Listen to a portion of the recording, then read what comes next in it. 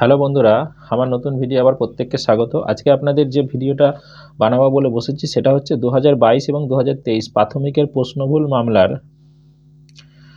বিষয় নিয়ে আলোচনা করব। বিষয়গুলো কি কি? প্রথম কথা, এই মামলায় কি সকলকে যুক্ত হতে হবে যারা টেটে অকৃতকার্য হয়েছে? এটা ১ নম্বর প্রশ্ন। প্রথম কথা, 23-এ অনেকে প্রশ্ন দেখে যদি নিজে মেনে নেয় তো ভালোই, যেহেতু রেজাল্ট আউট হয়নি সেটা হয়তো অনেকেই এখন ডাউটে আছে, কেউ কেউ ভাবছে হয়ে যাবে, কেউ ভাবছে হবে না। তো যাই হোক, তো সেক্ষেত্রে যদি কেউ কনফার্ম হয়ে যায় যে আমি হব না তাহলে তো ভালো। তাহলে তার ক্ষেত্রে কী করণীয় বা কী হতে পারে?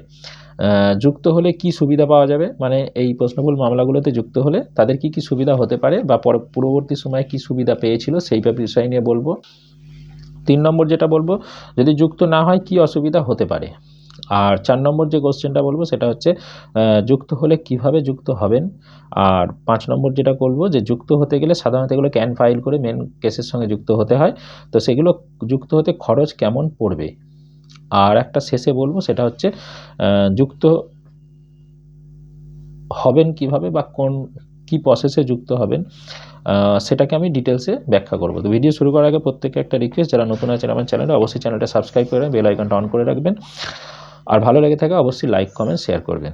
তো চলুন ভিডিওটা শুরু করা যাক। প্রথম হচ্ছে 2022 এবং 23-এ কতগুলো প্রশ্ন, কী প্রশ্ন সেগুলো আমি অলরেডি আগে ভিডিও দিয়েছি, আমি এখানে আর সেটা ব্যাখ্যা করছি না। তো আমার যেটা বলার বক্তব্য, 22 এবং 23-এর প্রাথমিক প্রশ্নভুল মামলা কি সকলে যুক্ত হতে হবে যারা ফেল করেছেন বা অকৃতকার্য হয়েছেন? প্রথম কথা বলবো, আমার যদি যুক্তি মানেন তাহলে বলবো অবশ্যই যুক্ত হয়ে যান।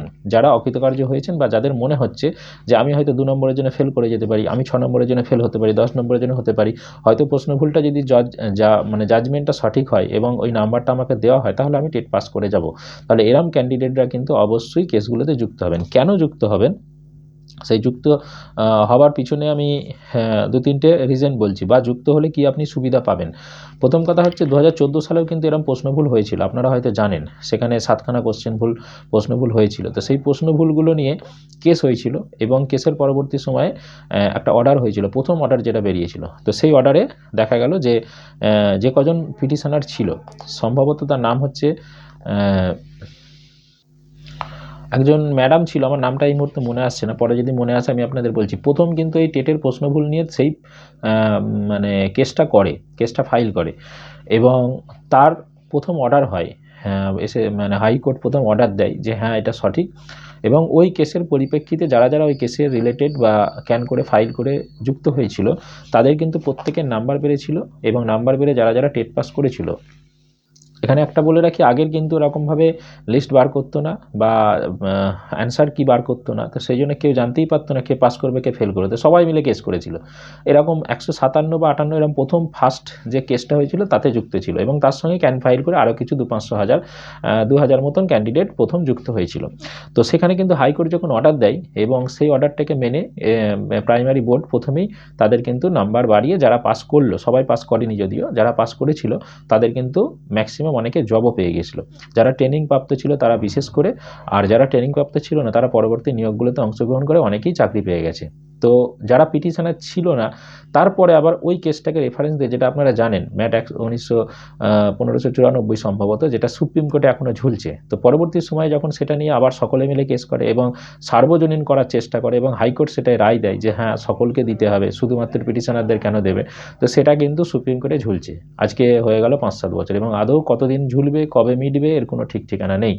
আমি এই পরিপ্রেক্ষিতে আপনাদের বলতে চাইছি যে পিটিশনার হয়ে যুক্ত থাকলে যদি অর্ডারটা পিটিশনার ভিত্তিক হয়, এবং পিটিশনার ভিত্তিক কেন হবে বলছি, তার কারণ হচ্ছে একটা প্রবাদ বাক্য আছে আপনারা জানেন, যে বাচ্চা কাঁদে না তাকে মা দুধ দেয় না, ঠিক আছে? তো বিষয় হচ্ছে যে সুপ্রিম কোর্ট বা হাইকোর্টের এরকম একটা অর্ডার আছে যে আপনি বঞ্চিত হয়েছেন, আপনি যদি কোর্টে না যান বা কোর্টের কাছে না বলেন তাহলে আপনি কিন্তু বঞ্চিত বেনিফিট পাবেন না।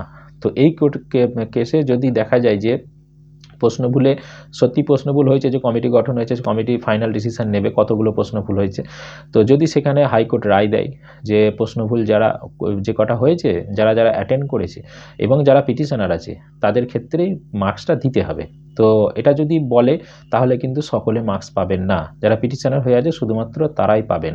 অতএব যারা ফেল করেছেন বা যারা অকৃতকার্য হয়েছেন, মনে হচ্ছে যে নাম্বারটা পেলে আপনারা পাস করে যাবেন, আপনারা আশা করি দেখে নিয়েছেন, মিলিয়েছেন যে আপনারা পাস করতে পারবেন কিনা, সেটা 22 বা 23 দুটো টেটের ক্ষেত্রেই আমি বলছি, তাহলে অবশ্যই আপনারা কিন্তু পিটিশনার হয়ে যান। যদি পিটিশনার ভিত্তিক অর্ডার হয় তাহলে কিন্তু আপনারা এবার সেই পিটিশনার ভিত্তিক অর্ডার বেসিসে আপনি আবার যাবেন, এই সেম ম্যাট 1594 মতন কেসটা ঝুলতে থাকবে, হয়তো প্রাইমারি বোর্ড সেটা দিতে ডিলে করবে, অনেক কিছু সমস্যা হলে হতে পারে। এইটা হচ্ছে সুবিধা। আর অসুবিধা হলো ওটাই বললাম যে পিটিশনার ভিত্তিক অর্ডার হলে আপনি তখন আপনার বেনিফিটটা পাবেন না, টেট পাস করতে পারবেন না, পরবর্তী আবার টেট কবে হবে তার ঠিক নেই। এখন যদি হয় তো ভালোই রিসেন্ট, যদি না হয় তাহলে আপনাকে সেই টেটের অপেক্ষায় বসে থাকতে হবে। আর এই টেটে আপনি হয়তো দেখা গেল 5 নম্বর, 2 নম্বর, 1 নম্বর, 4 নম্বরের জন্য ফেল করেছেন, তাহলে আপনি বেনিফিটটা পেয়ে যেতে পারেন। শুধু তাই নয়, এই টেট পাসে করে আপনি পূর্ববর্তী যে নিয়োগগুলো হয়েছে, 24-এ নিয়োগ হয়েছে বা 25-26-এ যে নিয়োগ হবে, সেই নিয়োগগুলোর বেনিফিটও কিন্তু নিতে পারেন, যেটা আগের ক্ষেত্রেও প্রযোজ্য হয়েছিল। 738 যেটা 2014 সালের নিয়োগ হয়েছিল, তো সেখানে 738-এর একটা 21 সালে নিয়োগ হয়েছিল, সেখানে বেনিফিট দেওয়া হয়েছিল। যাই হোক, তো এই অসুবিধাগুলো হতে পারে। যুক্ত হলে কিভাবে হবেন, এটা হচ্ছে ভাইটাল একটা পয়েন্ট। কিভাবে হবেন এটা মনে রাখবেন যে এই কেস কাবাডি চক্করে কিন্তু অনেকে অনেক জায়গায় ফেঁসে যায়, অনেকে অনেক জায়গায় বেশি টাকা দিয়ে দেয়, অনেকে দেখা গেল জেনুইন জায়গায় যেতে পারলো না, টাকাটাই মার হয়ে গেল। যদি এরকম কোনো ক্যান্ডিডেট থাকেন, সে আমাকে কমেন্ট বক্সে কমেন্টে জানাবেন। তো এরকম প্রচুর ঘটে। তো আপনাকে প্রথম কথা হচ্ছে সঠিক জায়গায় যেতে হবে। আপনার যদি জানাশোনা কোনো উকিলবাবু থাকে তার সঙ্গে যোগাযোগ করুন, বা জানাশোনা কেউ যদি করে থাকে তার সঙ্গে যোগাযোগ করুন এবং যোগাযোগ করে যেতে পারেন। আর আমি একটা বলে দেবো যে যদি আপনারা এরকম ক্যান্ডিডেট অনেক সংখ্যক হন, আপনারা কমেন্ট বক্সে কমেন্টে জানাবেন। যদি অনেক সংখ্যক ক্যান্ডিডেট হন তাহলে আমিও আপনাদের সঙ্গে উকিলবাবু যোগাযোগ করে দিতে পারি। এর আগে আমি এরকম অনেক কটা কেসের সঙ্গে যুক্ত ছিলাম, তো সেই সূত্র ধরে তিনাদের সঙ্গে আমার যোগাযোগ চ্যানেল আছে। তো আপনারা ডাইরেক্ট গিয়ে কথা বলতে পারেন এবং কত কী নেবে সেটা কথা বলে আপনারা যোগাযোগ করে তাদের সঙ্গে কেসে যুক্ত হতে পারেন। তো আপনারা যদি ইন্টারেস্ট থাকেন আমাকে কমেন্ট বক্সে অবশ্যই কমেন্ট করবেন। তাহলে আমি আপনাদের একটা গ্রুপ খুলে সেই গ্রুপে ডিসকাশন করে বিস্তারিত আলোচনা করে আপনারা যদি সেই ক্যান ফাইট করে যুক্ত হতে চান আমি আপনাদের হেল্প করতে পারি। আচ্ছা, খরচ কেমন পড়বে, শেষ কোশ্চেন যেটা আছে যে এই কেসগুলোতে ক্যান ফাইল করে যুক্ত হতে গেলে খরচ কেমন হবে। এই খরচটা ডিপেন্ড করে অনেকটা কতজন ক্যান্ডিডেট আপনারা যুক্ত হচ্ছেন তার উপরে। যদি সংখ্যাটা 1-2 জন হয়, মানে অ্যাকচুয়াল কেস তো ফাইল হয়ে আছে, এই ফাইলে ক্যান করে যুক্ত হয়। তো যদি সংখ্যাটা 2-4 জন হয়, মানে ধরুন ক্যান ফাইল করে 1 জন যুক্ত হতে চাইছেন, তার এক রকমের খরচ হয়। কেউ যদি 10 জন যুক্ত হয় তার এক রকমের খরচ হয়, যদি 50 জন যুক্ত হতে চান তার এক রকমের খরচ হয়। কারণটা কি বলি, মানে আপনার ক্যান ফাইল করতে যে প্রসিডিওর, সেই প্রসিডিওরটা 1 জনের ক্ষেত্রেও একই হবে, 50 জনের ক্ষেত্রেও একই হবে।